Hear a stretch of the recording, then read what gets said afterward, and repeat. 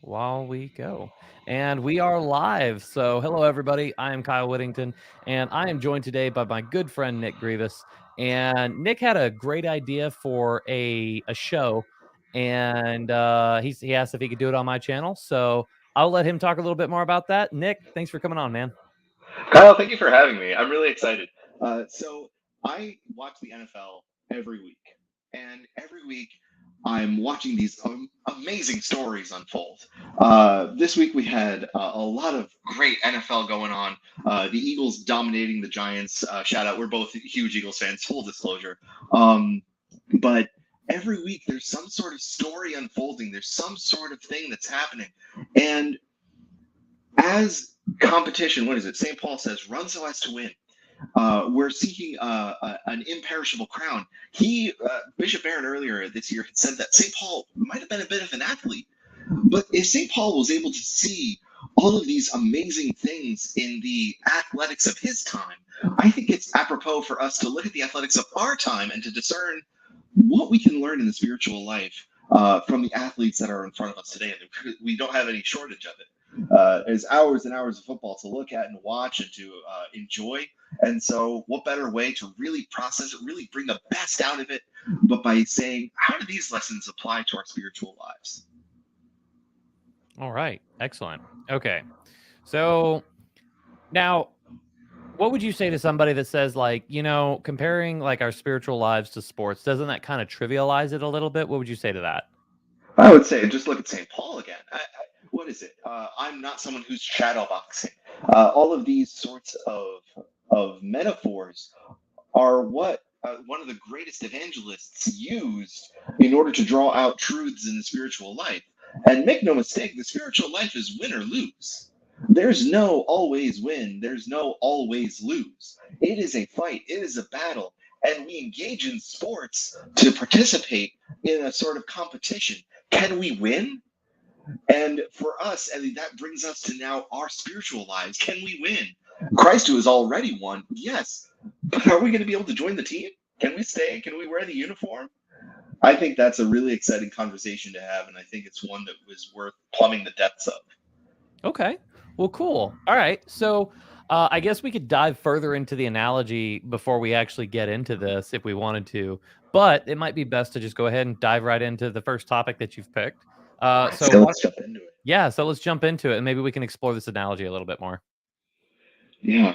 So every week I want to look at one thing, one mistake, one foible that was made that we can learn from. And then I want to look at one glory that we can aspire to, one person who's really had a standout performance. And then I'd love for some audience engagement, any sort of comments or anything, any sort of spiritual fruits that anyone reaped from last week. I'd love to be able to mention them in the video so that we can kind of keep on this journey with everyone. Because again, um, you're right, spiritual life is not a game, but certainly there are games about war, and if we can learn about war, we can learn about the spiritual battle, we can learn about spiritual life. Okay. So, with that, I think I shared our first foible with you earlier. Do you remember it or no? Oh, yeah. So we're talking about the Minnesota Vikings, right? Yes. So I would just, okay. So before I want to say this, I just have to say, whenever it comes to Minnesota, I think they deserve all the misfortune they get. So, um, and it's nothing against Vikings fans. It's nothing against just whoever, like all the other teams that they have. It's 100% because of their hockey fans. Because Oh, right. if if the Vikings lose and that makes a Minnesota Wild fan sad, then I'm happy. So We're let's. going to upset a lot of people with our fan base because I got you into the Philadelphia Eagles, but you got me into the Dallas Stars. So everybody hates us. So it's great. So cheers to that. Yeah, cheers, buddy. Mm. All right. So what's going on with Minnesota, man? Well, so for Minnesota this year, they're they're a 10-win team. Okay. We are about, I think, 14 weeks, 14 games, or 14 weeks, 13 games into the season. And the Minnesota Vikings, on paper, look to be red hot. They've got 10 wins. They're a dominant force to be reckoned with. All these streaks are going on, and they've only been beaten really by the best teams in football. Until this week, they were only beaten by the Philadelphia Eagles and the Dallas Cowboys, both of whom are really top tier teams this year. And yet, the point differential. So you think of a 10-win team. The point differential for a 10-win team usually sits around the 80-point column, the 100-point column. It's a very big margin because good teams tend to really blow out their opponents. You see this a lot in college football. But in NFL football, it happens maybe once or twice a year. Oddly enough, the Minnesota Vikings actually got decimated by the Dallas Cowboys so bad that they ended like the broadcast of the game. Like CBS switched broadcast, I think, partway through the third quarter because it was just such a blowout. And so the Eagles this week blew out the Giants 48-22. It was a rout. There was no competition in that game. So the Eagles, Cowboys, again, good teams this year. However, the Vikings have a negative 1 point differential. And the way that they tend to win their games is by a very slim margin every week. And that can win you 10 games, right? That's a good thing. Apparently, yeah. Yeah. But can it win every week? Is that sustainable? Especially when you're playing two really great quality football teams? It can't. And God help you when the playoffs come, because that's just not going to sustain you. And that made me think about our spiritual lives. I think many of us end up skating by on maybe just some of these on some of the smallest things. We get through to the end of the day, and our spiritual lives are just they're shallow because we haven't spent a lot of time investing in our Lord. And it made me think of the parable of the sower, planting deep roots, fruit that will last, a deep and sustaining relationship with Jesus Christ. I want to read here from Matthew chapter 13. That same day, Jesus went out of the house and sat beside the sea, and great crowds gathered about him. So that he got into the boat and sat there, and the whole crowd stood on the beach. And he told them many things in parables, saying, a sower went out to sow, and he sowed some seeds. And as he sowed, some seeds fell along the path, and birds came and devoured them. Other seeds fell on rocky ground where they had not much soil, and immediately they sprang up, since they had no depth of soil. But when the sun rose, they were scorched, and since they had no root, they withered away. Other seeds fell upon thorns, and the thorns grew and choked them. Other seeds fell on good soil and brought forth grain, some 100-fold, some 60, some 30. He who has ears, let him hear. Now, this is one of my favorite parables because we don't even need to really process all of its meaning. Jesus lays it out for us a few verses later. He says, hear then the parable of the sower. When anyone hears the word of the kingdom, and does not understand it, the evil one comes and snatches away what is sown in his heart. This is what was sown along the path. As for what was sown on rocky ground, this is he who hears the word and immediately receives it with joy. Yet he has no root in himself, but endures for a while. And when tribulation or persecution or the Detroit Lions arise on account of the word, immediately he falls away. As for what was sown among thorns, this is he who hears the word, but the cares of the world and delights in riches choke the word, and it proves unfruitful. As for what was sown on good soil, this is he who hears the word and understands it. He indeed bears fruit and yields in one case 100-fold, and in another 60, and in another 30. I think it is crucial that we learn from the lesson of the Minnesota Vikings, and we can't win by 1 point every day. Yes, 1 point wins are good. and sometimes they're necessary. The Eagles squeaked out a 1-point win against the Indianapolis Colts just a few weeks ago on a game-winning drive. Jalen Hurts looked amazing. And sometimes you need that. Sometimes at the end of the day, you need that game-winning drive after a bad day. But as those game-winning drives just kind of keep stacking up, you know how rare a game-winning drive at the end of the day is.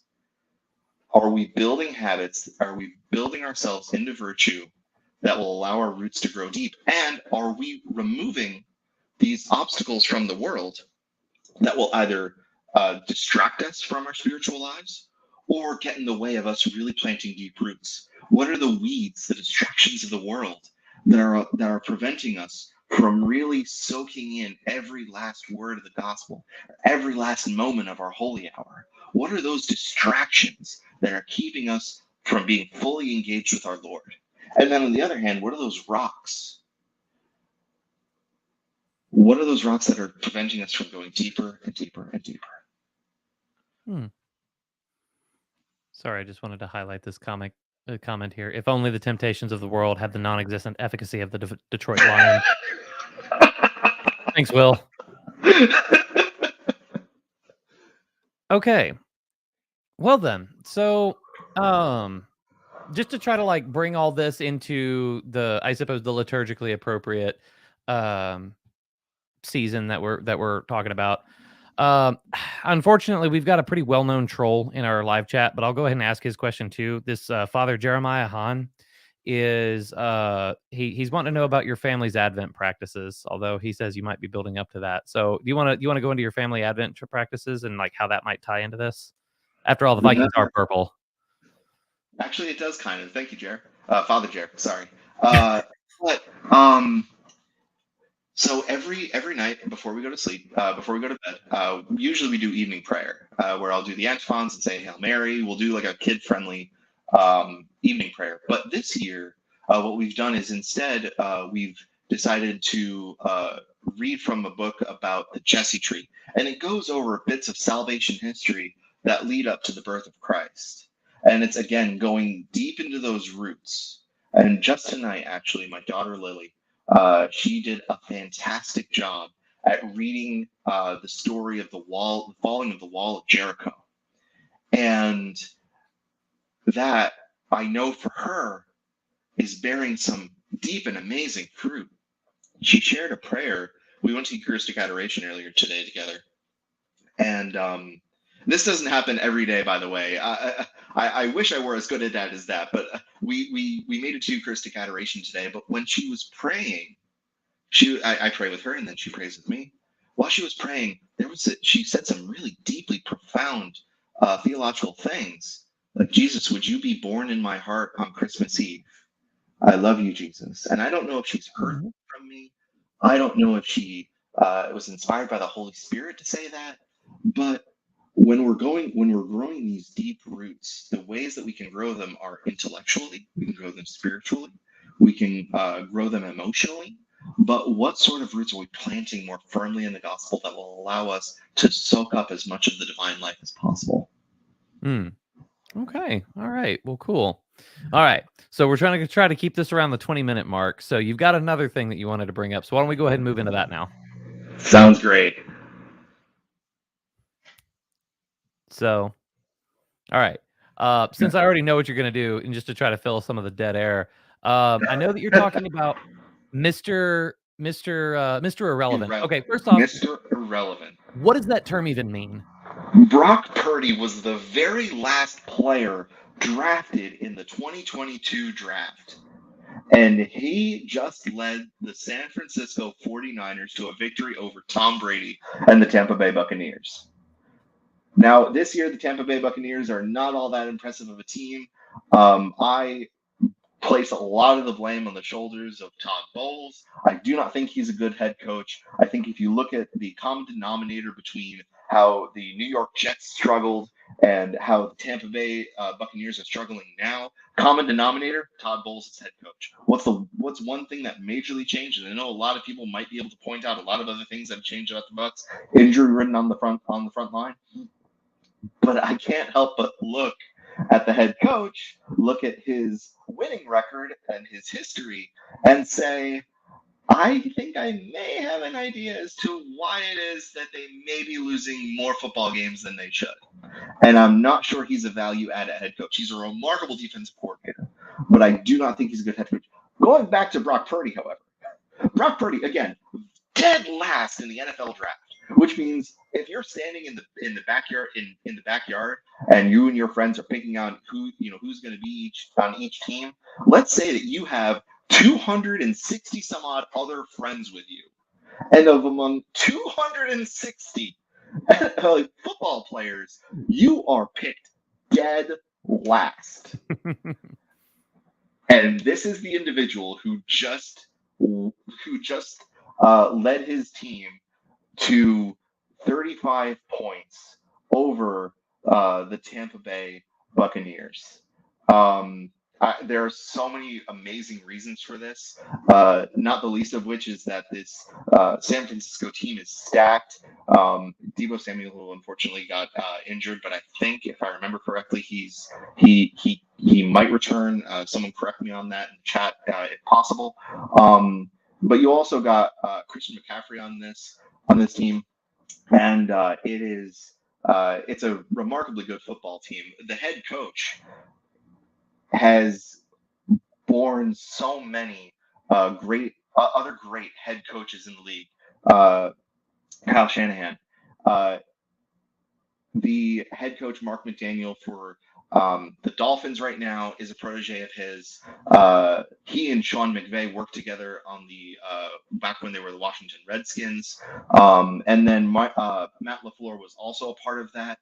And so you have this head honcho Kyle Shanahan leading the San Francisco 49ers to a great season.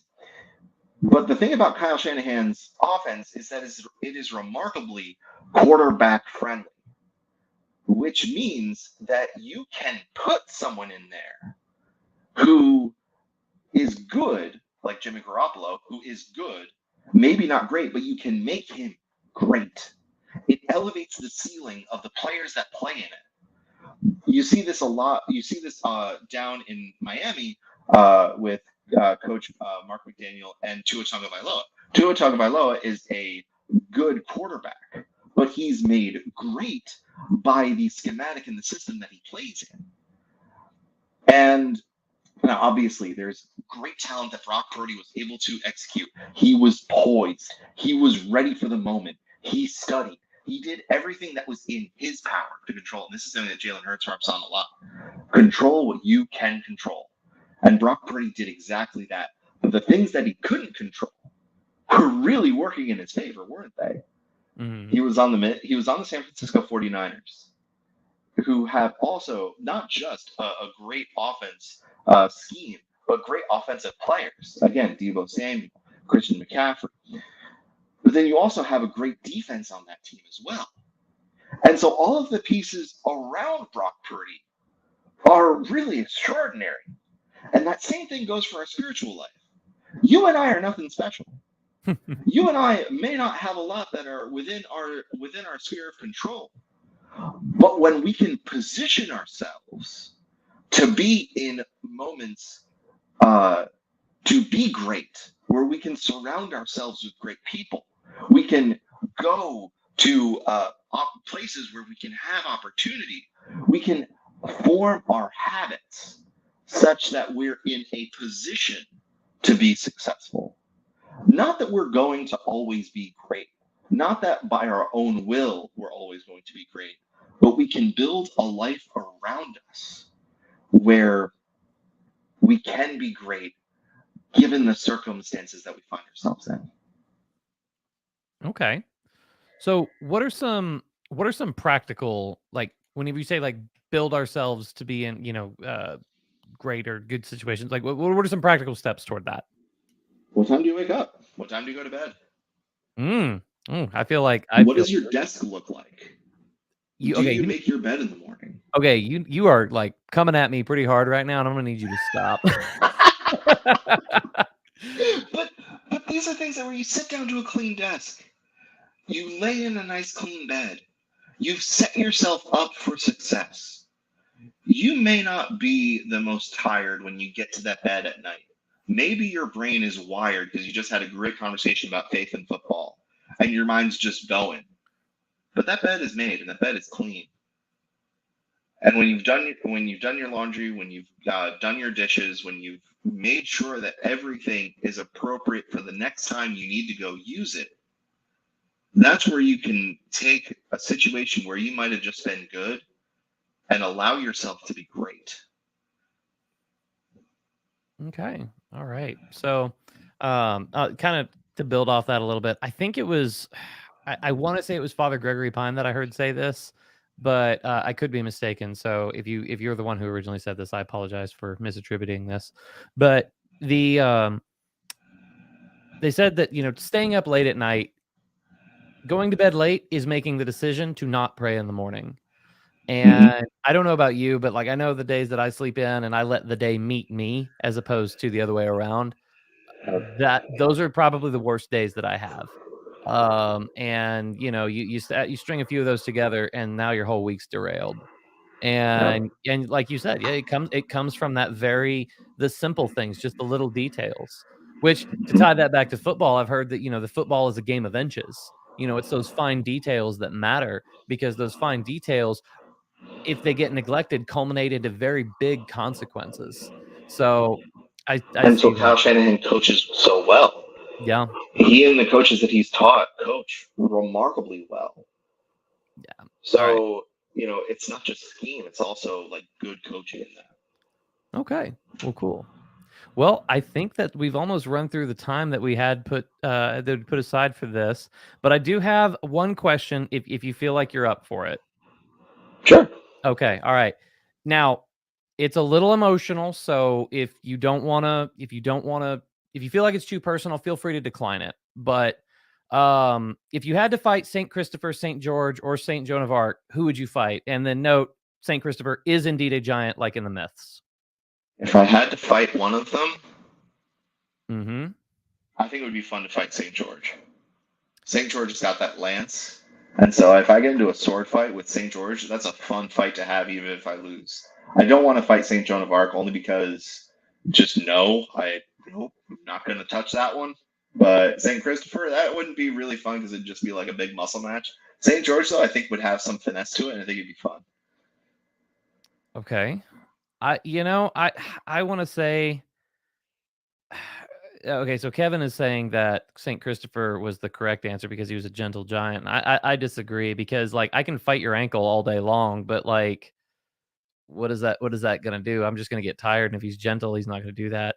But like I don't know, I would feel like St. Joan of Arc would be the wise decision to go there, just because like I'd probably be killed the fastest and the cleanest that way. And because like I'm not seeing a victory in any of these fights. So and my last name is Whittington, so that means that English going up against the French woman, and that you just won every battle. So that it's almost destiny at that point. So well yeah, okay. So Father John Brown is in here saying like you couldn't hit a woman. It's like, that's correct. That's not the point. Right. The point is to die as quickly as possible. So, but all right. Well, Nick, this was fun. So just so y'all know, we are planning on doing this as kind of a weekly thing. So if y'all have any questions or see any moments in any games, have any more reflections, feel free to leave those down in the comments or bring them with you next week whenever we do this again. So, but other than that, thank you all so much for joining us. Thank you for your time. Please remember to like, share, comment, subscribe. If you have any other insights, you can tweet at me at Nick Grievous. I don't use Twitter regularly, but I think maybe with this, it'd be fun to get engaged a little bit. All right. Sounds good. Well, and all of you, thank you so much for your time, and God bless.